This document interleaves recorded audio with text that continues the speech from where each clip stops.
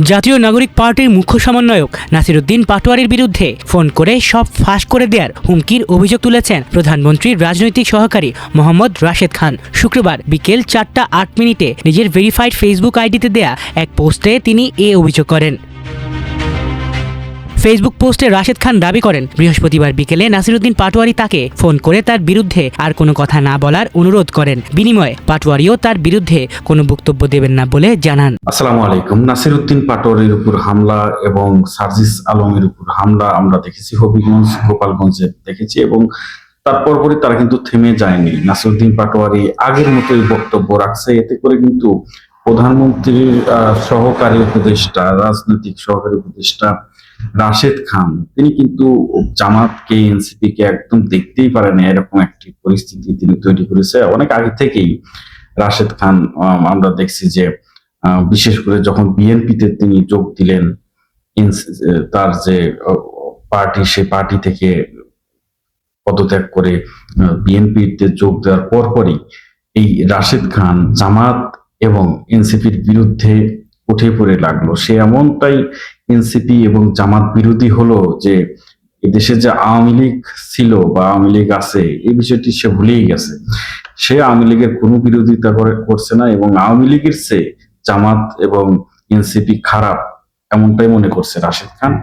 রাশেদ খানকে নিয়ে নানান আলোচনা রয়েছে, নানান সমালোচনা রয়েছে। যাই হোক, এখন নাসিরউদ্দিন পাটোয়ারি বেশ ভাইরাল সামাজিক যোগাযোগ মাধ্যম, ফেসবুক, ইউটিউব সহ সব সামাজিক যোগাযোগ মাধ্যমেই প্রচুর পরিমাণে ভাইরাল নাসিরউদ্দিন পাটোয়ারি। এখন নাসিরউদ্দিন পাটোয়ারি এবং এই রাশেদ খান, এদের মধ্যে দ্বন্দ্ব ব্যাপক চরমে উঠেছে।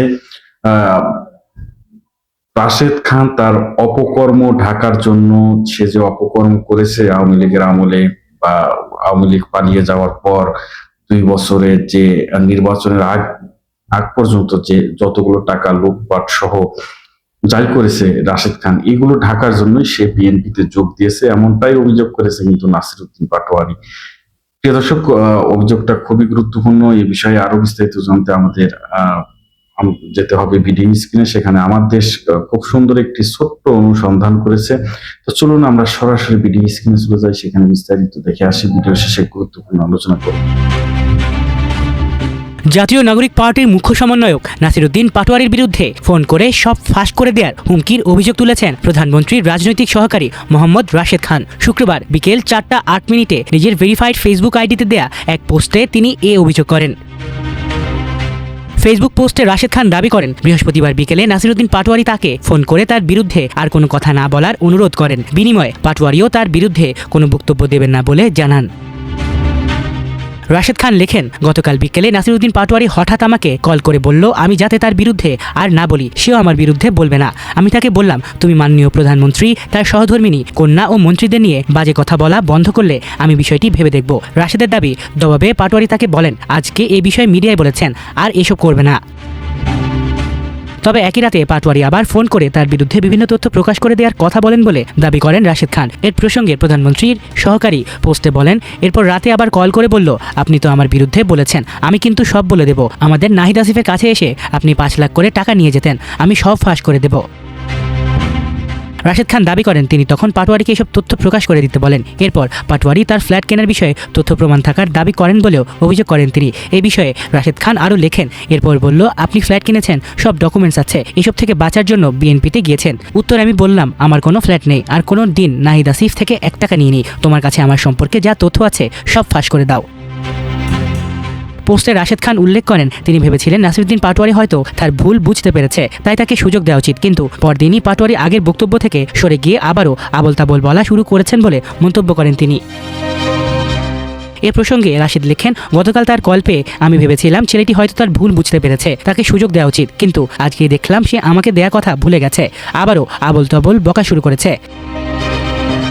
এদিকে পাটোয়ারির বিরুদ্ধে রাশেদ খানের এই অভিযোগ নিয়ে রাজনৈতিক অঙ্গনে নতুন করে আলোচনা তৈরি হয়েছে। তবে রাশেদের ফেসবুক পোস্টে করা অভিযোগের বিষয়ে নাসিরউদ্দিন পাটোয়ারির তাৎক্ষণিক কোনো বক্তব্য পাওয়া যায়নি।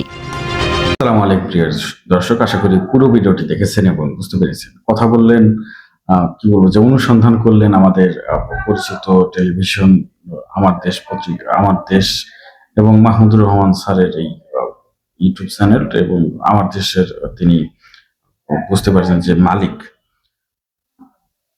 কথা বললেন রাশেদ খান এবং নাসিরউদ্দিন পাটোয়ারিকে নিয়ে। নাসিরউদ্দিন পাটোয়ারি একজন কি বলবো যে সাহসী, এই এই সময়ে সর্বোচ্চ সাহসী কোন নেতা থাকলে নাসিরউদ্দিন পাটোয়ারি আছে। তার কথা এবং তার যে স্পষ্টবাদী কথা, এই স্পষ্টবাদী কথা সবাই বলতে পারে না। যখন শেখ হাসিনার সময় ছিল তখন আমরা রাশেদ খান, নূর এদের রাজনীতি দেখেছি। এরা আসলেই রাজনীতিবিদ। আমি কালকে একটা ভিডিওতে বলেছি যে রাজনীতিবিদ কয়েক ধরনের হয়। তার মধ্যে কেউ কেউ রাজনীতি করে পেট চালায়, বাড়ি গাড়ি করার চিন্তা ভাবনা করে, বাইরের দেশে সম্পদ করার চিন্তা ভাবনা করে, দেশের টাকা লুট করার চিন্তা ভাবনা করে। এই রাশেদ খান, নূর এরা হচ্ছে সেম কোয়ালিটি রাজনীতিবিদ। এরা দেশের মধ্যে শেখ হাসিনার সময় এরা বিভিন্ন জায়গা থেকে চাঁদা পেয়েছে, বিভিন্ন শেখ হাসিনার থেকেও এরা টাকা খেয়েছে। এরা এই কোয়ালিটি। শেখ হাসিনার অনেক বদনাম, অনেক তো শেখ হাসিনার সময় যখন তারা বদনাম করেছে, শেখ হাসিনার কে নিয়ে হুঁশিয়ারি দিয়েছে, তখন তো বিএনপি, জামাত, অন্যান্য সকল দলই, মোট কথা যে আওয়ামী লীগ তো একা ছিল, আওয়ামী লীগের পাশে কোনো দলই ছিল না, আওয়ামী লীগ একা, আর জাতীয় পার্টি ছিল তাদের সাথে, কিন্তু আওয়ামী লীগ মূলত একা। এই আওয়ামী লীগ সময় যখন রাশেদরা বক্তৃতা দিত আওয়ামী লীগের বিরুদ্ধে, তখন সবাই প্রশংসা করত এবং তাদেরকে লক্ষ লক্ষ টাকা দিত।